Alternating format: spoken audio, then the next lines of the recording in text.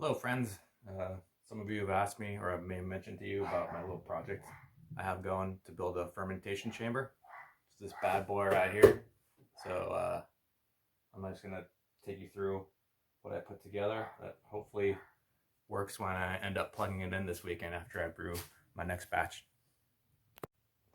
Alright, so I started with a mini fridge that I got from Lowe's. So that's this guy right here, and this is the front, obviously, and got some 2x10 and a 2x6 to extend it out. I measured how much it would take for me to be able to fit 2 fermenters in there. By the way, this is inspired by the excellent Jay Jenkins video that I will link at the bottom.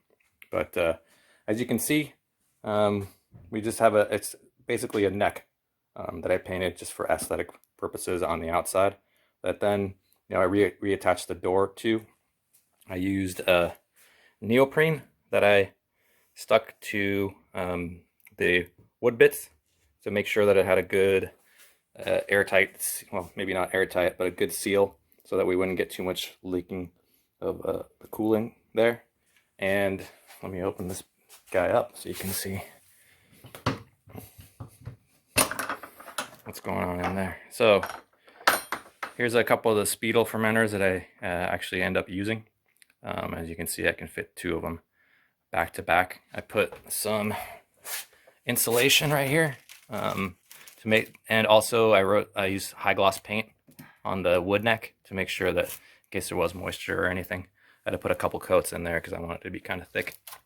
So here's the insulation on this side, and I have some tacky stuff here on the bottom so that there isn't too much slippage around if I'm moving the fermenters in some way. But I know what you're thinking, and this is a slight modification I made from Jay Jenkins' video, is that like, okay, well, if I got beer going here, how am I going to reach that guy back there without pulling this all the way out? Well, this is where these latches come in. So I actually made it so it's on wheels here.